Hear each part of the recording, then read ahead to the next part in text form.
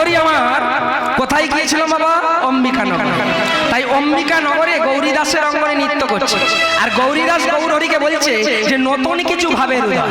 তাই আজকে নতুন ভাব কি না বলছে, কি ভাব না কালী দহের ভাব। তাই আজকে পদকর্তা পদ বর্ণনা করলেন, কি বললেন গো?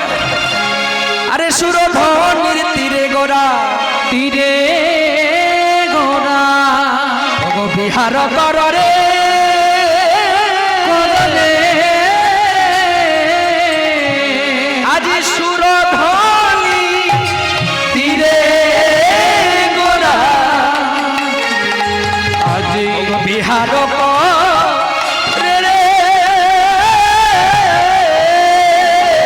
আজ সুরধনে তীরে গোরা আজ বিহার রহে আজি অন্তরঙ্গ ভক্ত সঙ্গে নিয়ে গোরা রে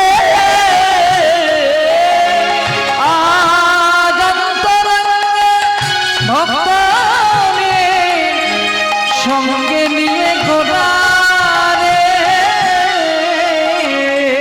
গোরা বিহার করে রে গোরা বিহার করে রে আরে অন্তরঙ্গ ভক্ত গোরা বিহার করে রে অন্তরঙ্গ ভক্ত গোরা বিহার করে রে আরে কি হইল বলে তারা কাঁদে সুরধনির কুলে। কি হইল বলে বিহার করে রে কি হইল বলে কাঁদে সুরধনির কুলে। কি হইল বলে কাঁদে সুরধনির কুলে আরে হৃদয় গৌর হরি বলে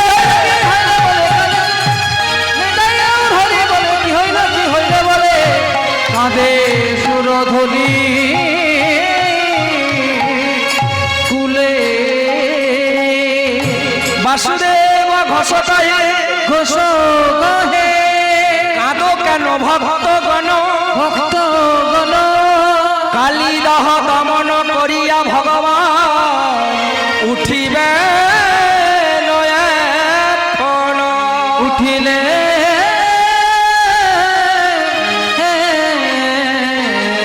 কোনো তাই পদকর্তা বাবা এই লীলাটি হলো বাসুদেব ঘোষের পদ।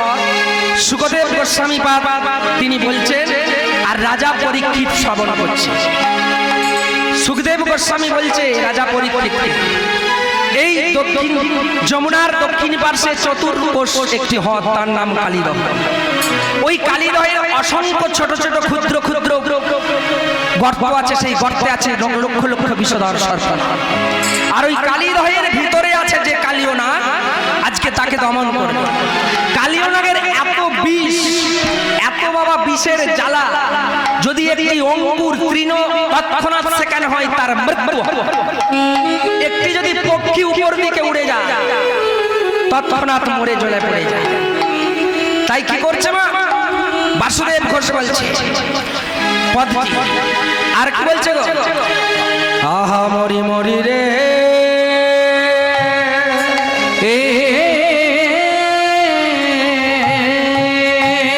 গোবিন্দা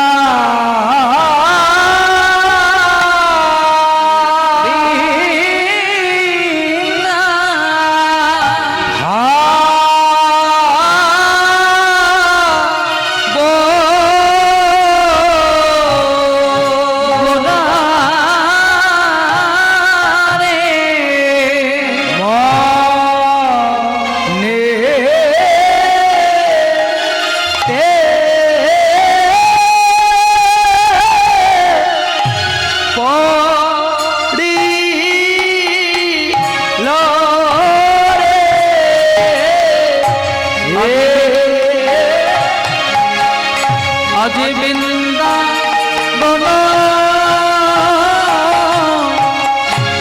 গোনা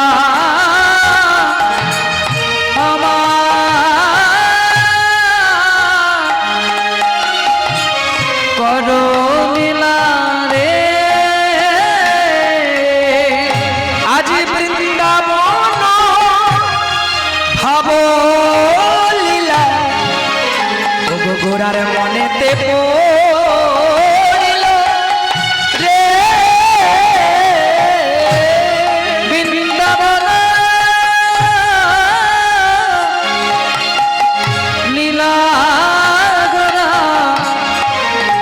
গোরার মনেতে করিল রে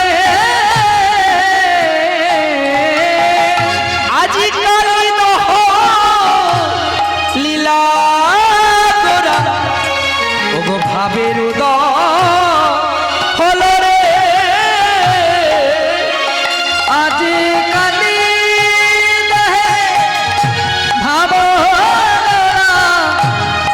গোরার মনে উদয় হলো রে আজি ভাবছে গোরা মনে মনে ভাবছে গোরা মনে মনে আজি কালি দহ লীলার ভার ভাবছে গোরা মনে মনে আজি কালি দহর ভার ভাবছে গোরা মনে মনে আরে গৌর হরি বল।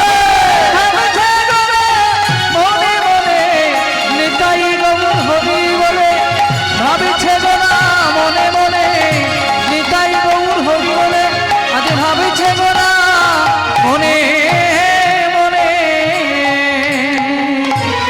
বাবা প্রভাত কালে ভাবছে গোরা মনে মনে প্রভাত কালে শ্রীরাম সুদাম সুরাম মধুমঙ্গল সমস্ত সকারা নবলক্ষ ধেনু নিয়ে এসেছে আর ধেনু নিয়ে এসে ডাকছে কানা কানা বাবা কানাই বেরোয়নি মা যশোমতী তাকে ছাড়ে না। কানাই আস্তে আস্তে ইশারা করে ডাকছে শ্রীরাম এদিকে আয় এদিকে আয় বাবা এদিকে এসে বলছে কিরে তুই আজকে নবলক্ষ ধেনু নিয়ে যাবি না দেখ ধেনু চারণ গোচারণ সমস্ত গরু মুখপানে তাকিয়ে আছে ধেনু বাস তো আজকে আমার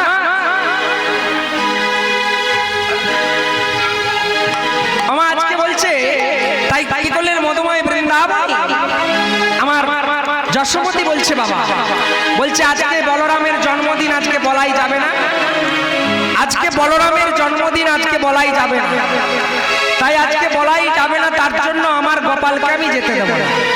না কেন বলছে গোপালকে কেন যেতে দেবো না জানিস আমি ভোরে একটা কুস্বপ্ন দেখেছি সেই ভোরে কুস্বপ্নটার জন্য আজকে গোপালকে যেতে দেবো না।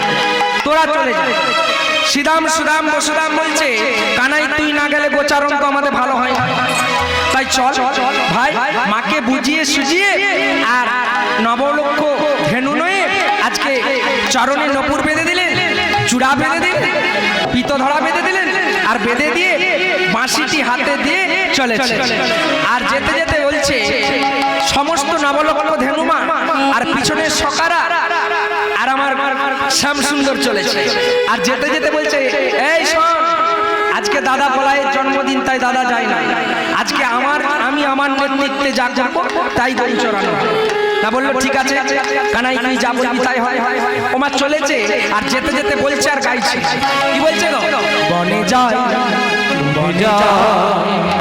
আনন্দ দোলা বাজে চরণ নপুরে রণ ছোড়া বনে যা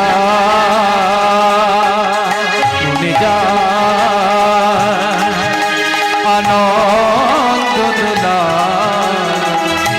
বাজে চরণে নপুরে রণ ছোড়া বনে যা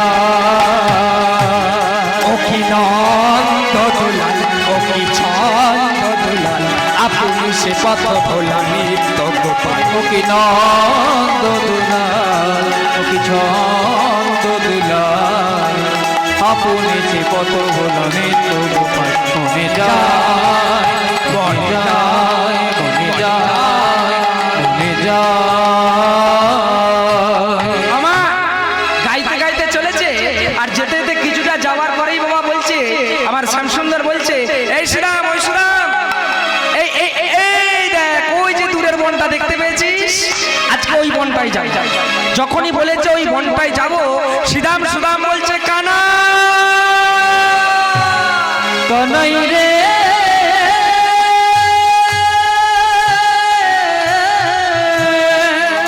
ওরে দাদা বলা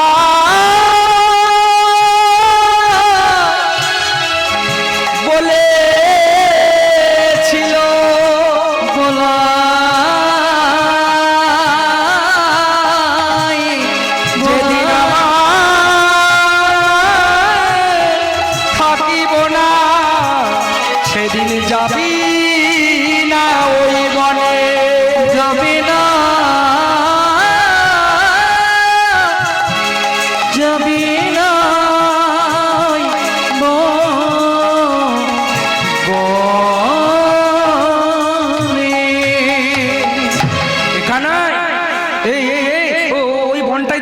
বলেছিল আমি যেদিন যাব না ওই বনটাই যাবি না, আজকে ওই বনটাই যেতে হবে।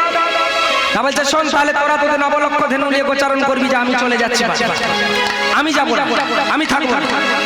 ওমা বলছে কানাই তুই অত অত রাগ করছিস কেন ভাই, তুই একটু বুঝে দেখ ওই বনটায় কি আছে আমরা তো জানি না। দাদা বলাই বলেছিল আমি যদি কোনোদিন না আসি তোরা ওই বনটা বাদ দিয়ে সব বনে যাই, আর ভগবান ধরেছে আজকে আমি ওই বনটাই যাই। বললো চল যাবো, তুই যখন আছিস আমাদের ভয়। ওমা একবারে নবলক্ষ ধেনুকে বাবা বংশী ধ্বনি করে ঘুরিয়ে দিল সেই যমুনার দক্ষিণ দিকে চতুর্থ কালীদহ। বাবা এই বংশীধ্বনি বাঁশি যে ছেলেটার জন্য নন্দরাজ 9 লক্ষ গাই গরু পুষেছিল শুধু ননি মাখন ছানা দুধ খাওয়ার জন্য, তাকে কি একটা রূপোর বাঁশি বা একটা সোনার বাঁশি করে দিতে পারত না? তাহলে বাঁশের বাঁশি নিল। এই বাঁশিতে 9টা ছিদ্র আছে, একটা ছিদ্র চিপে ধরে আর 8টা বাজা। তো এই যে 8টা বাজা, আমাদের ক নম্বর বাজনাটা জানেন বাবা? আজকে এখানে কীর্তন করছি, এখন যদি সেই নম্বরটা ধরে আমার নাম ধরে ফুঁকে দেয় আমাকে এই বাঁকুড়া থেকেই চলে যেতে হবে, বলা যাবে না আজকে 16 দিন বেরিয়েছি, মাকে দেখিনি, বাবাকে দেখিনি, স্ত্রীকে দেখিনি, পুত্রকে দেখিনি, একটু দেখা। তাহলে আমরা জানবো এই 8টা ছিদ্রের কারণ, কোন ছিদ্রটা বাজালো ধেনুবৎস ঘুরে। এই বাঁশিটা প্রথম ছিদ্র বাজাইলে ব্রহ্মার ধ্যান টলে, দ্বিতীয় ছিদ্র বাজাইলে পবনের গতি দিক পরিবর্তন করে, তৃতীয় ছিদ্র বাজাইলে যমুনার জল উজিয়ে উজানে বয়ে, চতুর্থ নম্বর ছিদ্র বাজাইলে ধেনুবৎস রাখালো ঘরে, রাখালো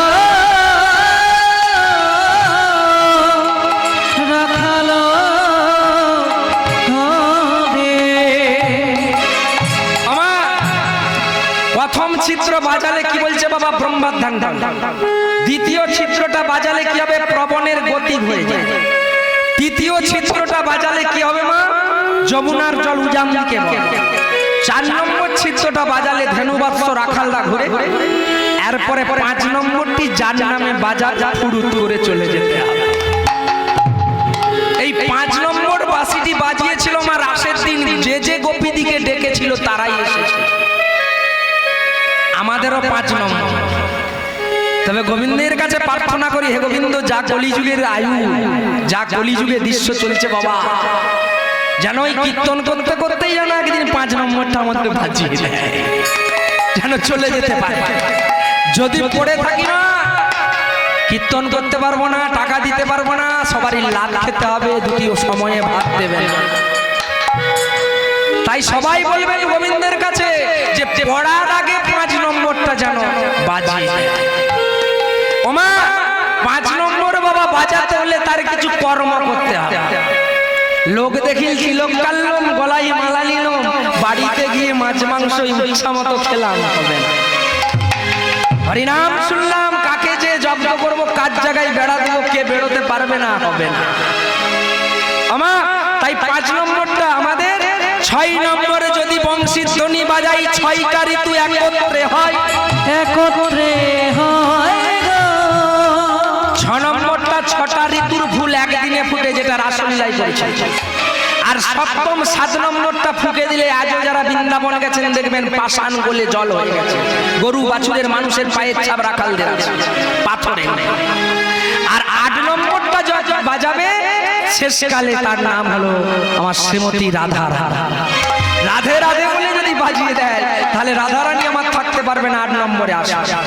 তাই কি করলো? 4র্থ নম্বর বংশীর ধ্বনিটা বাজিয়ে দিতে সমস্ত রাখাল ধেনুবৎস চলেছে, আর গিয়ে ওই বনেতে প্রবেশ করলো।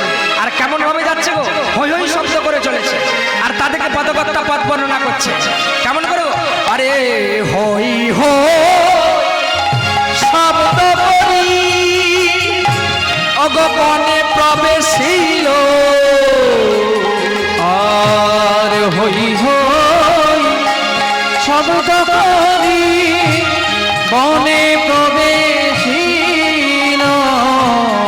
আরে তৃণলতা গুল্ম যে তারা দেখিতে পাই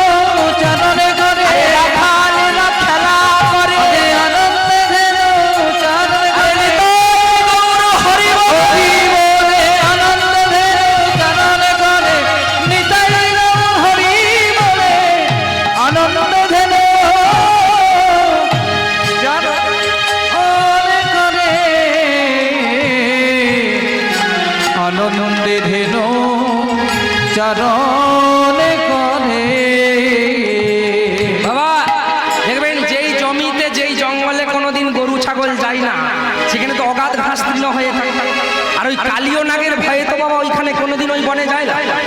গাছে পরিপক্ক ফল হয়ে আছে, তৃণ ঘাস প্রচুর বড় বড় হয়ে আছে। আর যখনই গরু বাছুরগুলোকে ধেনুবর্ষগুলোকে সব ঢুকিয়ে দিয়েছে, তারা ইচ্ছা মতো খাচ্ছে। আমার দেখবেন যাদের গরু আছে, মাঠে নিয়ে গিয়ে যদি বেশ ঘাস জমি তাকে ছেড়ে দিলে সে কোথাও যায় না। আর রাখালেরা তখন কি করে, আস্তে আস্তে খেলা খেলা খেলা, এখন সবাই মিলে খেলা লাগছে। আর খেলা করতে করতে বটু বলছে, কানা এই কানা কিরে, না দেখ প্রচন্ড ক্ষুধা পেয়েছে, খিদে লেগেছে। আরে এখানে জঙ্গলে কি খাবি, বনে কি খাবি? তারপর যাই দেখ কত বড় বড় গাছে দেখ পাকা ফলগুলো পড়ে আছে, দেখ দেখ দেখ দেখ দেখ দেখ। কানাই বলছে, এই এখানে পারবি কি করে, এত বড় গাছ, এত বড় গাছ এই উঠবি কি করে, আমরা সব ছোট ছোট। না বলছে এইখানে যখন আমরা ওই বৃন্দাবনে গোপীদের আমরা যেমন সেই পিঠে উঠে উঠে উঠে উঠে মাখন চুরি খেতাম, বলছে আমরা সব পিঠে পিঠে পিঠে পিঠে উঠছি, আর তুই আমাদের ধাপে ধাপে উঠে উঠে ফল পারবি। আমার তাই দেখে কি করছে, তাই পদ্মকর্তা বলছে, কি বলছে গো, ও গো নানা ভালো দেখি তারা আনন্দিত নানা দেখি তারা আনন্দিত। আরে পিষ্টে পিষ্টে চড়ি তারা করে পলা হর, আর পিষ্টে পিষ্টে চড়ি তারা করে ফলাহর। আরে পিষ্টে পিষ্টে চড়ি তারা করে পলা হর, আর পিষ্টে পিষ্টে চড়ি তারা করে ফলাহর। বলে বসলো সবে তরু তলে, আরে বসলো সবে তরু তলে, বলে বসলো সবে তরু তলে, আজ বসলো সবে তরু তলে, বলে আনন্দে তারা ভজন করে, আজ বসলো তারা তরু তলে, আরে আনন্দে ভজন করে। আজ বসলো তারা তরু তলে। আমা একবারে পিষ্টে পিষ্টে চড়ে বাবা ফলগুলো নিয়ে আর সমস্ত সকারা তরু তলে গাছের চলা বসেছে। আর বসে আজকে আমার শ্যামসুন্দর কি করছে, প্রত্যেকটি ফল সমান ভাগে ভাগ করে।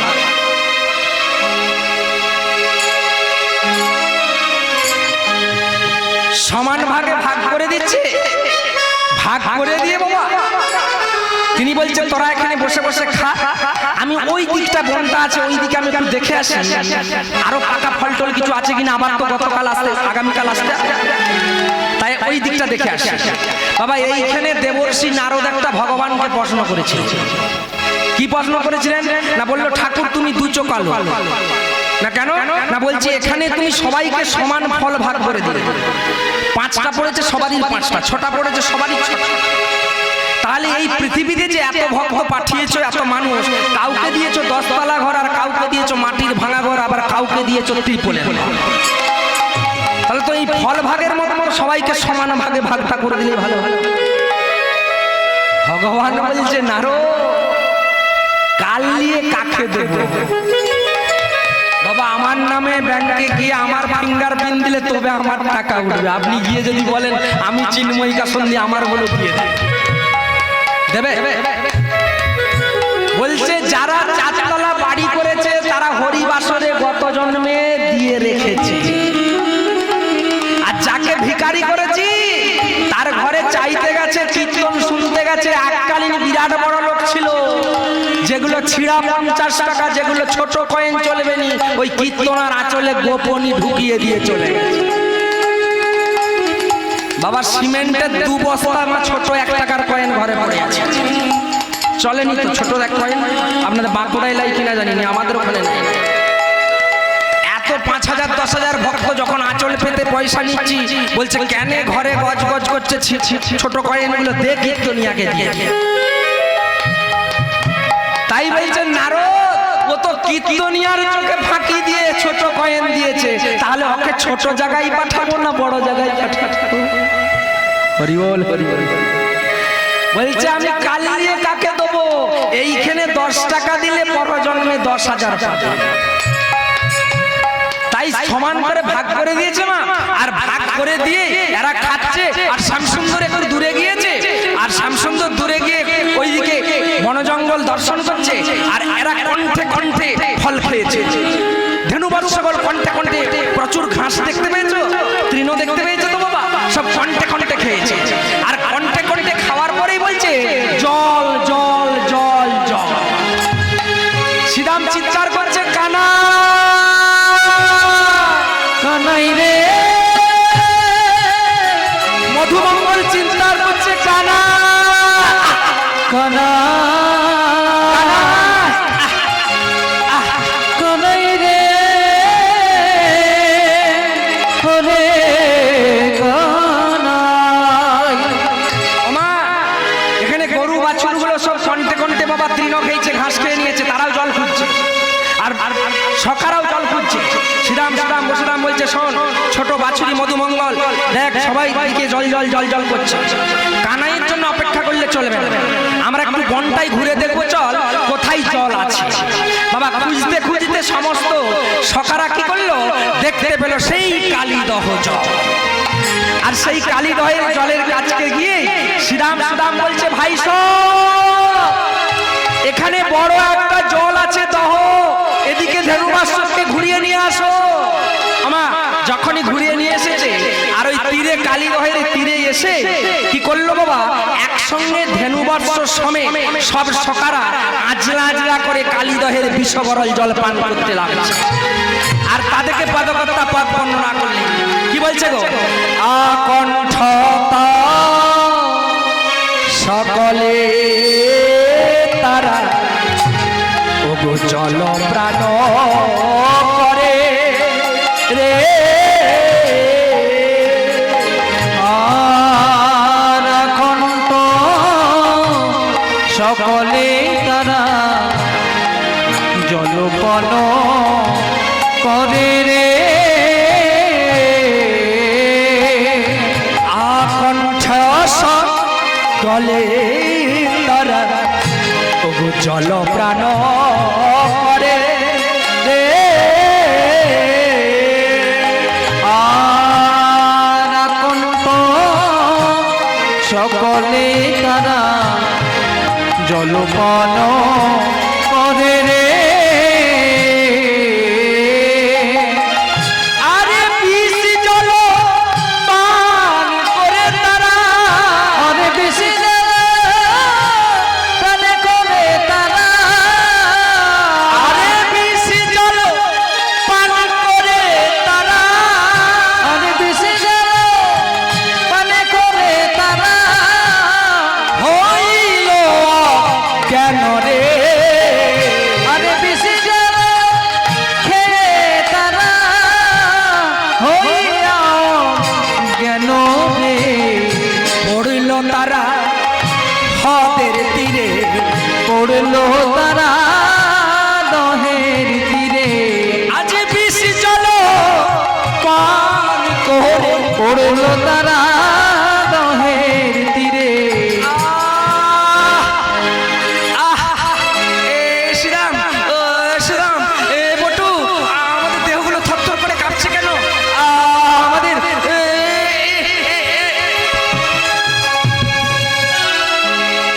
সবাই চিৎকার করছে ভাই কানাই, আর দেখা হবে না কানাই।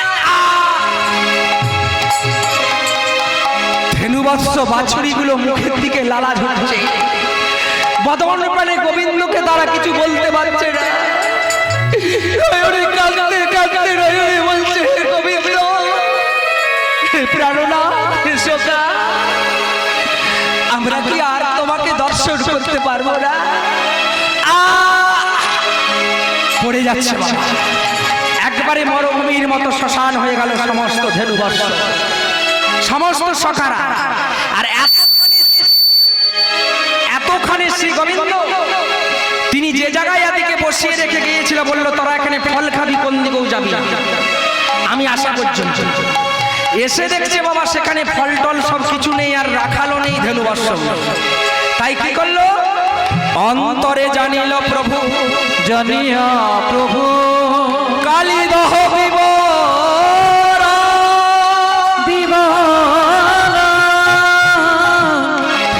বৎস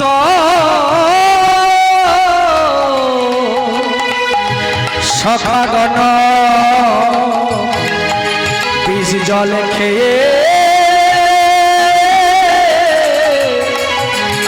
রেখেছে প্রাণ রেখেছে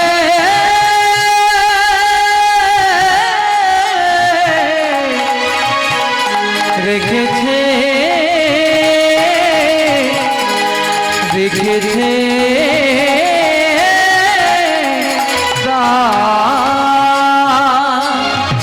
ধ্যান করে অন্তরে গোবিন্দ আমার জানলাম আর অন্তরে জানা মাত্রই হুঙ্কার দিয়ে উঠল কালিও না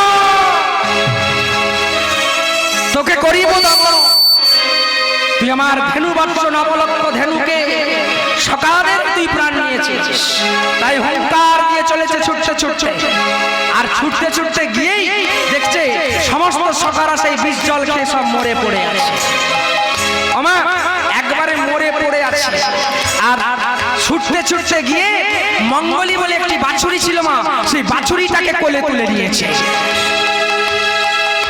কোলে তুলে নিয়ে এইভাবে এইভাবে কোলে তুলে বলছে ওরে মঙ্গলি ওরে তোর তো আজকে একদিন বয়স তোকে আমি বলেছিলাম তুই তোর মায়ের কাছে গোয়াল থাকবি যা তুই আমার মুখপান হয়েছে তুই মুখপান হয়েছে তুই বলেছিলি হে প্রভু হে দয়াময় আজকে আমি হয়েছি আমি আজকে কি তোমার চরণ সেবা কি বঞ্চিত থাকবো আমি কি তোমার বঞ্চিত থাকবো বলো বলো ওরে মঙ্গলি ভুল তো আমার আমি যদি তোকে নিয়ে এসেছি আমি যদি তোকে পথ দেখাতাম বাবা আজকে আসার সময় মাগো যখন মাতৃ জঠরে ছিলাম হেমদণ্ড নিচের দিকে মস্তক উপর দিকে পা ওই পায়েতে চরণেতে এসে ভগবান প্রথম মাতৃ গর্ভে দাঁড়িয়েছে আর সেই জন্য এই মানুষের চরণে প্রণাম করতে হয় সেদিন বলেছিলাম হাত দাও তুলসী গাছে জল দেবো কান দাও যেখানে হরিনাম ভাগবত হবে ছুটে যাবো চরণ দাও শুনবো কত এসেছেন ভক্ত দেখেছেন তো এখন সব আমরা বাবা ভগবানের সঙ্গে বেঈমানি করছি তুলসী গাছ মরে যাচ্ছে বলছে পেট আমার জ্বলছে না খেয়ে জল দিতে বলেছে কোনো জায়গায় মা নেই যে না খেয়ে গোবিন্দ সেবা করো না খেয়ে তুলসী মিষ্টিকে জল দাও না খেয়ে ভগবানের সেবা করো পেটে যদি খিদে থাকে মন কিন্তু রাত্রে ঘুম হবে না দেখবে হবে কালকে ঘুম হয়েছে কাল জল হয়েছে আপনারা ঘুমিয়েছেন আমরা ঘুমোতে পারি কারেন্ট থাকেই না সারা রাত বুঝতে পেরেছেন আমার মঙ্গলিকে নিয়ে আর ভগবান বলছে আগে এদেরকে বাঁচাই তারপরে তোকে করবো তাদেরকে পদকর্তা পদ লিখলেন আর বলছে কি বলছে গো আজকে পদ্মবর্ষণ আজকে হাত করপল্ল বুলিয়ে দিচ্ছে আর এক এক অঙ্গ বুলিয়ে দিচ্ছে আর এক এক অঙ্গ থেকে মচড়িয়ে মচড়িয়ে উঠছে তাদেরকে পদকর্তা পদ বলছে কি বলছে গো পদ্মবর শনে গোরা ওগো হাস্ত বুলা এ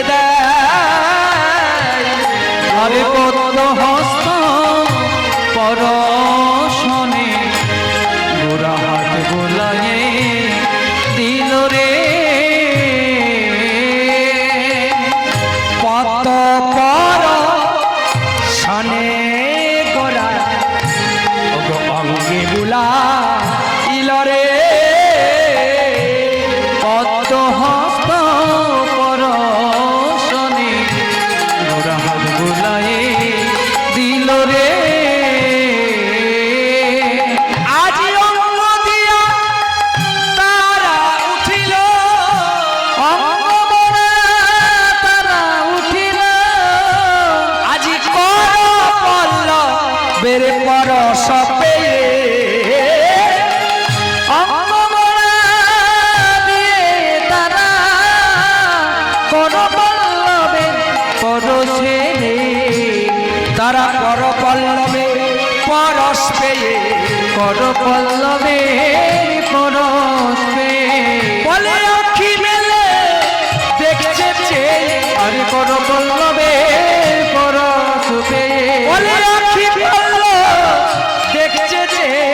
আরে কর পল্লবের পরশ পেয়ে।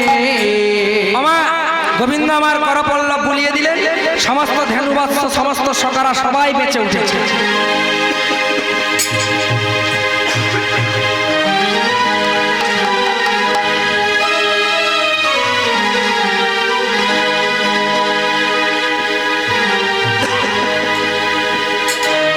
তো সবাই জেগে উঠেছে বাবা। ঠিক যেমন অজ্ঞান হয়ে গেলে গা হাত পা ভারী হয়ে যায়, ঠিক অজ্ঞানের মতো ভারী হয়ে গেছে, আর সব সব গা মুচড়ার বোঝা দিয়ে উঠছে। উঠেই সবাই বলছে, এই কানা তুই কোথায় গিয়েছিলি বলতো, আর আমাদের কি হয়েছে? না বলছে তোদের কি হয়েছিল জানিস? এই যে জল দেখছিস, না বলছে হ্যাঁ আমরা তো এখানে জল খেতে এসেছিলাম, এটা বিষ জল, এই বিষ জলটা খেয়ে তারা সবাই মরে গিয়েছে। ধেনু বাচ্চাগুলো সব খেয়েছিল, মরে গিয়েছে। শ্রীরাম বলছে এই কানা আমরা বাঁচলাম কি করে? এখন ভগবান তাড়াতাড়ি বলছে আমি তো বাঁচিয়ে দিয়েছি, আমি বাঁচিয়েছি, আমি বাঁচিয়েছি। যখনই বাবা বলেছে আমি বাঁচিয়েছি, শ্রীরাম সুরাম বলছে কানা তাহলে বৃন্দাবনে সবাই বলে তুই ভগবান, আমরা কিন্তু জানতাম না, তাহলে তুই ভগবান? শ্যাম সুন্দর চিন্তা করছে সর্বনাশ, আমি যে ভগবান রাখাটা তো জেনে যাবে। আরে আমি ভগবান হব কেন? আমার দূরে সেই বৃক্ষ কি দেখা যায়, সেই বৃক্ষটি কি না কদম্ব বৃক্ষ। তাড়াতাড়ি দূরে দেখাচ্ছে আমার সবাই সখাদেরকে নিয়ে বলছে আমি বাঁচাইনি, কে বাঁচিয়েছি জানিস? বলে আছো এ কদম্ব বৃক্ষ অতি উচ্চতর, আছো এ কদম্ব বৃক্ষ অতি উচ্চতর, আরে আছো এ কদম্ব বৃক্ষ অতি উচ্চতর, আছো এ কদম্ব বৃক্ষ অতি উচ্চতর, আরে ওই বৃক্ষ হইতে আমি মধুদয় ধর, ওই বৃক্ষে হয় তবে কয়েক লক্ষ নর। আরে দেখছে সবাই বৃক্ষ পানে, সবাই বৃক্ষ পানে, দেখছে সবাই বৃক্ষ পানে, দেখছে সবাই বৃক্ষ পানে, আরে ভাই কানের কথা শুনে, দেখছে সবাই বৃক্ষ পানে, আরে ভাই কানের কথা শুনে, দেখছে সবাই বৃক্ষ পানে। মামা একবারে সবাই কানাইয়ের কথা শুনে সেই কদম্ব বৃক্ষ দিকে দেখছে। এতখানে সুখদেব গোস্বামী পাদকে জিজ্ঞাসা করছে রাজা পরীক্ষিত, বলছে আপনি প্রথমেই বলে গেছেন তৃণ অঙ্কুরিত হওয়ার সঙ্গে সঙ্গে মৃত্যু হয়, একটা ঘাস হয় না, তাহলে কালীদহের বিষের গড়ালে উপর দিকে পক্ষী পাখি মানুষ যদি উড়ে যায় মরে যায়, তাহলে ওই কদম গাছটা বেঁচে আছে কি করে? আপনি যে প্রথমে বললেন যে এখানে ঘাস পর্যন্ত হয়নি, বাবা এইসব ফ্যাঁকড়া বেড়াবে পরপর, বলবো শুনবেন না ছেড়ে দিয়ে চলে যাবে? বলবো না ছেড়ে দিয়ে চলে যাবে? ছেড়ে দেবো? বলে আসরে যখন নামিয়েছি আর ছাড়বো, কাল ছেড়ে দিলেও যা হতো হতো, জল ঝড় দেখিয়ে নাকি। ওমা ওই কদম গাছটা কেন আজও বেঁচে আছে? যারা বৃন্দাবন গেছেন দেখবেন, কালীদহের কদম্ব বৃক্ষ গাছ, বৃন্দাবন যে আসল, এখন আসল বৃন্দাবন কেউ দর্শন করাতে পারে না, করে না। ওই যারা জানে আমরা সব যাই, সেই সব বৃন্দাবন, গুপ্ত বৃন্দাবন, যোগমায়ার মন্দির, সবাই কপাটটা পেছন দিকে খুলিয়ে যারা গেছেন দেখবেন পান্ডারে দেখিয়েছে এইটি যোগমায়া, প্রণাম। কিন্তু যোগমায়া আছে 10 মানুষ মাটির নিচে, পিছন দিকে গেট হয়েছে, পান্ডা দিকে যদি খুব ভালো মানে কি বলবো সুপারিশ থাকে, তাহলে ভিতরে গিয়ে যোগমায়া রাধা কৃষ্ণ সব দর্শন করতে পারে। আর যেগুলি সব আপনারা দেখছেন ওগুলি সব সাজা, শুধু পয়সা দিয়া দিয়া। যাই হোক, তো বাবা কি করলো, ওই কদম গাছটা এখন কশ্যপ মুনির 13টি স্ত্রী, তার মধ্যে বিনোদা কদ্রুতা দুজন, বিনোদার 2টি পুত্র ভানু আর আর কদ্রুতার মা অসংখ্য খল্প, যত সাপ আছে সর্প। এখন যখন সমুদ্র মন্থন হচ্ছে বাবা, বিনোদা কদ্রুতা দূরে দাঁড়িয়ে দাঁড়িয়ে দেখছে লক্ষ্মী যখন পাইনি, লক্ষ্মীকে যখন মন্থন করে তুলছে, একটা একটা অসুররা অনন্ত নাগের লেজকে অসুররা একদিকে ধরেছে, দেবতার একদিকে ধরেছে, আর গন্ধমাদুল পর্বতকে মাঝখানে ফেলে দিয়ে আর তাকে কি করছে সেই যারা, আপনারা তো গয়লাপাড়া বলে, এখানটা গয়লাপাড়া তো, এখন হয়তো নয়, মায়েরা ঠাকুমারা আগে ঠিক এরকম বাঁশের ইয়ে ননি ছাড়া করেন না, মাথা নি না কি বলে আমার আজকে কি করেছে সেই গন্ধবাদুর পর্বতটাকে ফেলে দিয়েছে, অনন্ত বাসুদেব নাককে দড়ি করেছে রজ্জু দিয়ে আস্তে আস্তে এইভাবে মন্থন করছে, আর একটা একটা একটা একটা উঠছে বাবা। কখনো ষাঁড়, কখনো পদ্ম, কখনো হস্তি, কখনো ঘোড়া। এখন একটি সাদা রঙের ঘোড়া উঠেছে। এখন বিনতা বলছে ঘোড়াটি সাদা, আর কদ্রুতা বলছে ঘোড়াটা নীল। এখন বিনতা বলছে না রে দিদি, ঘোড়াটা সাদা, আর কদ্রুতা বলছে তুই বুঝিস না, ঘোড়াটা নীল, আমি দেখতে পাচ্ছি না। বলছে তাহলে দুজনের কাছে 300 করবো নাকি? যদি কদ্রুতা বলছে ঘোড়াটা যদি নীল হয়, তাহলে তোকে আমার কাছে আমি যতদিন বাঁচবো ততদিন দাসী বৃত্তি করতে হবে, আমি যা বলবো তাই করতে হবে। আর বিনতা বলছে যদি সাদা হয় দিদি, তাহলে তোকে কিন্তু আমি যতদিন বাঁচবো আমার দাসী বৃত্তি করতে হবে। বললো ঠিক আছে বাবা। যখন কাছাকাছি ঘোড়াটা আসছে, ঘোড়াটা কিন্তু সাদা, সে দেবে। এবারে কদ্রুতা চিন্তা করছে বিনতার কাছে আমি সারা জন্ম দাসী থাকবো। ছুটতে ছুটতে গিয়ে যত সর্পকুলকে আছে সাপকে গিয়ে বললো তোরা যে এত আমার পুত্র আছিস, তোরা থাকতে তোর মা দাসীগিরি করবে না কি করতে হবে বাবা? জাত সাপের লক্ষ্য করে দেখবেন পেছন দিকে সাদা আর একটা নীল ডরা টানা থাকে। যারা সাপ লক্ষ্য করেছেন দেখেছেন, দেখবেন জাত সাপ, গোগরের সাপ, কালো সাপ যাই করুক, পেছন দিকটা একটা বড় সাদা আছে, সাদার পাশে নীল আছে। এখন যত সাপ কি করলো, ওই সাদা ঘোড়াটাকে গিয়ে বেজিয়ে ধরলো উল্টো দিকে, আর উল্টো দিকে যখনই বেজিয়ে ধরলো মা, ওই সাদাটাকে নীল দেখিয়ে দিয়ে, আর যখনই নীল দেখিয়ে দিল বাবা, তখনই কদ্রুতা এর দাসী না হয়ে বিনতা কদ্রুতার দাসী।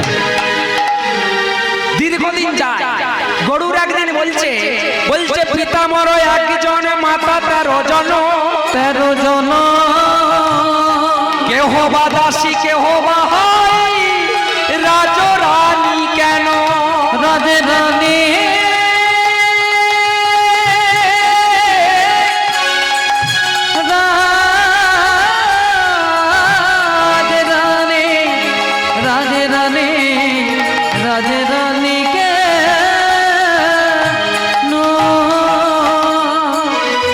বলছে একই পিতা মোরে 13 জন মাতা, কেউ হয় দাসী কেউ হয় কেন তার রাজরানী। কেউ রাজরানীর মতো আছে, কদ্রুতা বাপের বাড়ি গেলে বিনতা তার ব্যাগ বয়ে দিয়েছে, কদ্রুতা কিছু কাজ বললে বিনতা করে দিচ্ছে। গরুর কদ্রুতাকে একদিন গিয়ে বললো বিমাতা আপনি বলুন আমার মায়ের দাসী কি করলে মুক্তি হবে? না বললো যদি স্বর্গ থেকে তুমি অমৃত ভাণ্ড এনে আমাদের সমস্ত পরিবারকে খাওয়াতে পারো, মানে আমার পরিবারটা সর্পকুলকে, তাহলে আমি তোমার মায়ের দাসী মুক্তি করে দেব। বাবা গরুর চলে গেল স্বর্গলোক যেতে গিয়ে 18 দিন 18 রাত্রি অনিদ্রা, ক্ষুধার্ত, তৃষ্ণার্ত, পিপাসা। তিনি কি করলেন? যুদ্ধ করলেন। যুদ্ধ করে এমনকি নারায়ণকে পর্যন্ত পরাজিত করলেন, ইন্দ্রদেবকে পর্যন্ত পরাজিত করে স্বর্গলোকে ঢুকতে যাচ্ছে। স্বর্গলোকে দুদিকে দুটো সাপ বসে আছে, পাহারা দিচ্ছে, অমৃত ভাণ্ড মধ্যখানে আছে। এইবারে ঢুকতে যাবে অমৃতটা আনতে, ভগবান বলছে আচ্ছা গরুর আমি তোমাকে একটা বর দিতে চাই। গরুর বলছে আপনি কি বর দিবেন? আপনারা তো সবাই হেরে গেছেন আমার কাছে, আমার বরটর চাইনি, আমি চলে যাচ্ছি।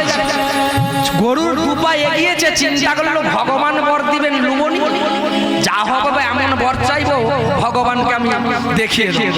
না বললো আপনি আমাকে বর দিবেন? না বলছে হ্যাঁ। না বলছে কি বর চাও তুমি? না আমি আপনার মাথার উপরে থাকতে চাই। বললো তথাস্তু। বলছে তুমি কোথায় থাকবে জানো? রথে ধ্বজার উপরে। বাবা যারা রথ দেখতে যাবেন দেখবেন রথের উপরে গরুর পাখির ছবি আছে। এইখানে বর দিয়েছিল ভগবান গরুকে মাথার উপরে চলে যাচ্ছে। ভগবান নারায়ণ জিজ্ঞাসা করছে তুমি যে 18 দিন 18 রাত্রি না খেয়ে না দিয়ে যুদ্ধ করে অমৃত ভাণ্ড নিয়ে যাবে, তো তুমি কি করবে? না বলছে আমার বিমাতা কদ্রুতা তাকদের পরিবারকে দেবো, তারা খায়ে অমৃত খেলে তারা অমর হবে, আর আমার মায়ের দাসী মুক্তি হবে। নারায়ণ বলছে শোনো, তোমাকে যে বর দিলাম তুমি থাকলে। গরুর চিন্তা করছে ভগবান যখন বর দিয়েছে তাহলে আমি একটা দুবনি, ওরা তো হেরেই গেছে। না বলছে প্রভু আপনারা তো হেরে গেছেন, সমস্ত দেবগুলো আমার কাছে, তাহলে আমি একটা বর দিতে চাই, কি চাই? ভগবান চিন্তা করছে ওকে মাথায় যখন তুলেছে একেবারে নিচে নামে বললো গরুর তুমি আমার মস্তকে আছো, তুমি আমার সারা জীবন বাহন হয়ে চরণ তলে থাকো। সেই জন্য বাবা নারায়ণের বাহন হচ্ছে গরু। ওমা বলছে চলে যাচ্ছে, বলছে শোনো তুমি গিয়ে বলবে আমি অমৃত ভাণ্ড নিয়ে যাবে ঠিকই, তোমাকে আমরা দিয়ে দেবো, কোনো অসুবিধে নেই, কিন্তু শোনো তুমি একা, তোমরা দু ভাই ভানু আর গরু, আর ওরা লক্ষ লক্ষ কদ্রু তার ছেলে সর্বকূপ, যদি অমৃত খাইয়ে দাও অমর হয়ে যায়, তোমাকে এমনি মেরে দিচ্ছে তোমার মাকে, তাহলে অমর হলে আর বাঁচাবে? আর বাঁচাবে না। তাহলে তোমার মায়ের দাসীটাও মোচন হবে আর তোমার অমৃত ভাণ্ডও নিয়ে যাবে। আমি তোমাকে একটা গল্প বলে দিয়েছি। ওমা বললো কি না, তুমি অমৃত ভাণ্ডটা নিয়ে গিয়ে রাখবে, রেখে গিয়ে তাদিকে স্নান করাবে, স্নান করিয়ে অমৃত ভাণ্ডের কাছে আগে ৩০০ করাবে, ৩০০ করিয়ে তারপরে বলবে যে একসঙ্গে দেখে এলাম স্বর্গে সবাই প্রণাম করছে, প্রণাম করে খাচ্ছে। তাহলে সবাই প্রণাম করো একসঙ্গে, ওদিকে ৩০০ করিয়ে নিবে আর তুমি হচ্ছে প্রণামটাও করিয়ে নিবে, আর প্রণামটা করিয়ে নিয়ে ৩০০ ভঙ্গ হয়ে গেলে অমৃত ভাণ্ডটা আমি নিয়ে চলে আসবো। বাবা কি করলো, এবারে গরু যেখানে অমৃত আনতে যাবে স্বর্গে দেখছে বিষধর সাপ, যে সাপের মুখ বদন দর্শন করলে বিষের কারণে মৃত্যু হয়। গরুর চিন্তা করছে ওখানকে গেলেই তো আমি ওদের বিষের জ্বালায় মরে যাবো, তাই কি করবো, তাই কি করলো পাগনা দুটোকে বিছিয়ে দিয়ে আর পাগনা দুটোকে মিলে দিয়ে আর দূর থেকে কি করছে এরকম ঝাঁপ হাঁটতে যাচ্ছে, এরকম ঝাঁপ। বাবা যখন ঝাপটাতে ঝাপটাতে যাচ্ছে গরুর জানে সাপের একটা চোখ কানা, দুটো চোখ নয়, দুটো চোখ আছে কিন্তু একটা চোখ কানা। চিন্তা করছে ওই যে চোখটা কানা নয় সেদিকটার দিকে বেশি মারবো, আর ওই হাওয়াতে গুঁড়ো গিয়ে চোখে পড়ে যাবে, আর চোখে পড়ে গেলে সাপগুলো চোখ মুছলেই আমি খপ করে নেবো চলে যাবো। বাবা তাই করলো, ওই ঝাপটাতে ঝাপটাতে গিয়ে একবার অমৃত ভাণ্ড নিল আর চলে নিয়ে আসতে 4 জায়গায় নামিয়েছিল, কালীদহ মিলে 5 জায়গায়। 4 জায়গায় কোথায়, একটা হচ্ছে প্রয়াগ যেখানে কুম্ভ হয়, আরেকটা হচ্ছে এলাহাবাদ, আরেকটা নাসিক, আরেকটা হলো উজ্জয়িনী। ওই 4 জায়গায় কুম্ভ হয়। বাবা ওইখানে নামিয়েছিল আর এসে কি করলো, ওই কালীদহের ওই কদম্ব ডালে এসে নামিয়েছে, আর কদম গাছের ডালে নামিয়ে চিন্তা করছে ক্ষুধার্ত তৃষ্ণার্ত পিপাসা খিদে লেগেছে, যা হবে আমি কিছুটা অন্তত অমৃত খাই। বাবা পাখি জানতো অমৃতটা কি করলো, ওই ঠটে করে খেয়েছে, আর খাবার সঙ্গে সঙ্গে দেখবেন পাখিরা কি করে খাবার পরে যে কোনো কাঠ কুটা যা পাবে মুছবে, আর ওই যখনই অমৃত গরুরের লম্বা ঠটে অমৃতটা লেগেছে আর ওই কদম গাছে যখন মুছেছে তখন থেকে কদম গাছ অমৃত হয়ে গেছে। তাই আজকে কি করলো সেই কদম গাছ, আর এইদিকে কদ্দুরটাকে এসে বললো বিমাতা এইখানে কি করলো, কুশের উপরে রেখেছে, আর কুশের উপরে রেখে অমৃত ভাণ্ডটি রেখে গরুর বললো শোনো স্নান করে আসো, স্বর্গে দেখে এলাম মোহিনী নারী সবাইকে প্রত্যেককে একটু একটু করে অমৃত দর্শন করাচ্ছে আর একসঙ্গে সবাইকে প্রণাম করাচ্ছে। বাবা এরা স্নান করে এলো অমৃতের ভাণ্ড দেখে লোভে আমরা অমর হয়ে যাব, আর চান করে এসে যত সর্পকুল বিনতা সবাই এসে দাঁড়িয়েছে, আর গরুর বলছে একসঙ্গে সবাই প্রণাম করবে, প্রণাম করার আগে 300 করো, 300 করো, কারণ আমি তোমাকে বিশ্বাস করবো কি করে, খেয়ে নেওয়ার পর তুমি অমর হয়ে যাবে, আমার মা যদি দাসী না মুক্তি হয়। তাহলে আগে এরা চিন্তা করছে ভাঁড় যখন এসে গেছে আর তো কোনো উপায় নেই। বিনতা বলল কি বলবো না 300 করো, আজ থেকে আমার মা তোমার কাছে দাসী বৃত্তি থেকে মুক্তি মুক্তি মুক্তি। আর বলে দিল, আর বলে দিয়ে মা যখনই প্রণাম করলো একসাথে প্রণাম করলো, আর ওদিক থেকে নারায়ণ মোহিনী রূপে নারীকে পাঠিয়ে অমৃত ভাণ্ড ছিনিয়ে নিয়ে চলে আর চলে যেতে যেতে চিৎকার করে বলছে গরু গরু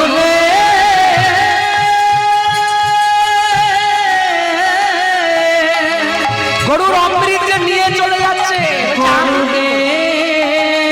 আমি কি করবো, গরু গরু গরু আমার বলছে শোনো এক কাজ করো, তোমরা এক কাজ করো। বাবা দেখবেন একটা আছে না অতি চালাকের গলায় দড়ি, যারা অতি চালাক হয় তারা দেখবেন বলে আগ দুবনি গুড় দুবো মাথায় করে বই, আগ আগে দিলেও ছোল টোল সময় যেত, আর গুড্ডা হলে গিয়ে তো অরিজিনাল একবারে খাঁটি গুড় দিতে হবে।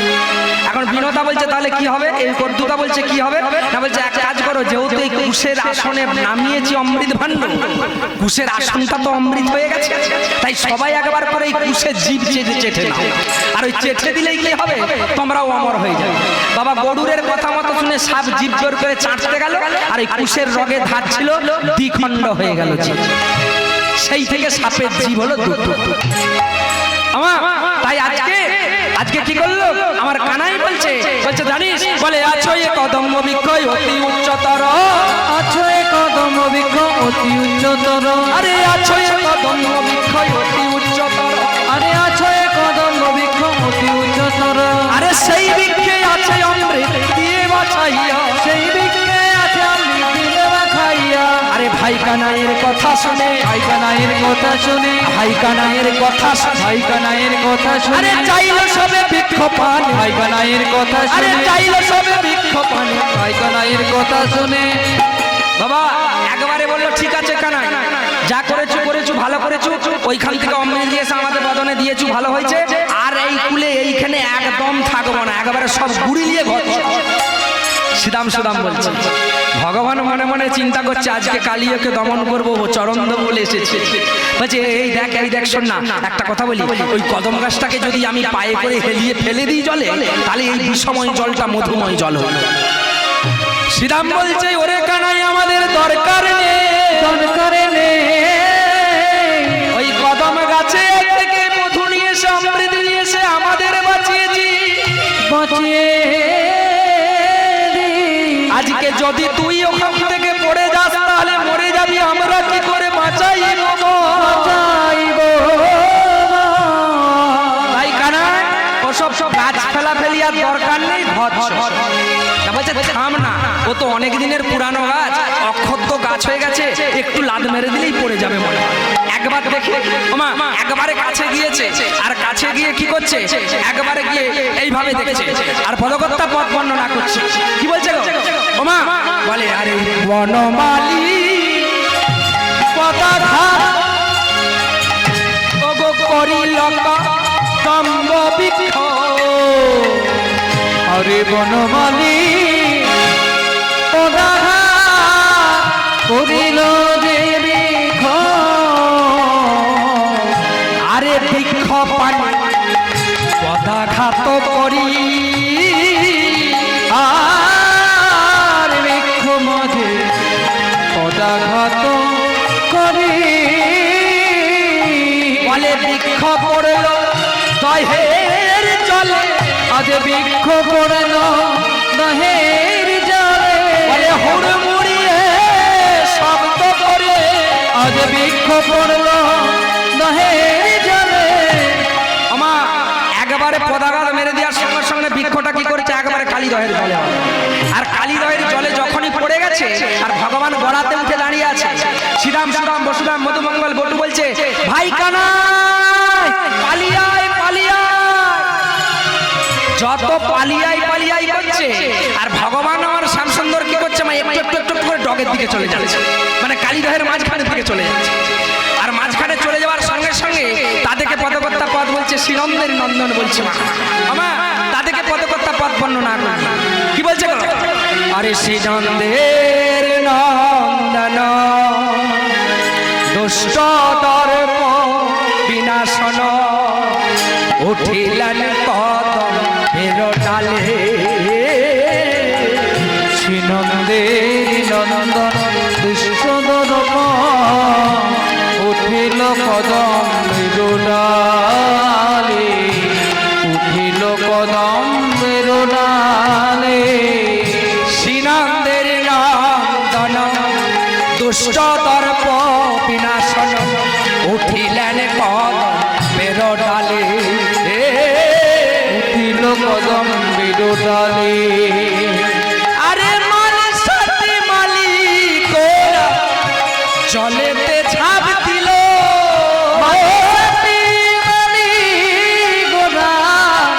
গোড়া জলে ঝাঁপ দিল, সাথী গোরা জলেতে ঝাঁপ দিল,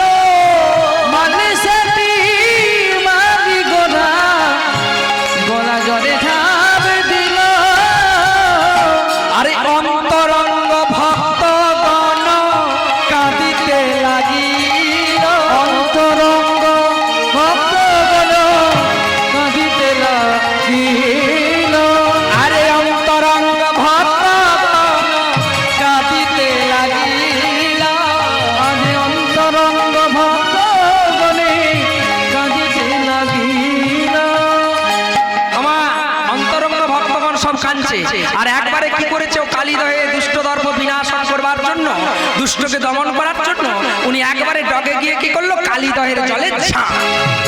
আর যখনই ঝাঁপ দিয়ে দিয়েছে মা, তখনই চিৎকার করে সকারা বলছে, কানা কানাই রে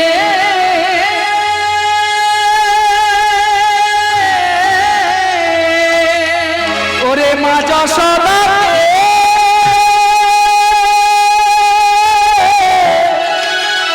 আমরা কি বলিব পিতানন্দকে, আরে মা রহিনী দাদা বলা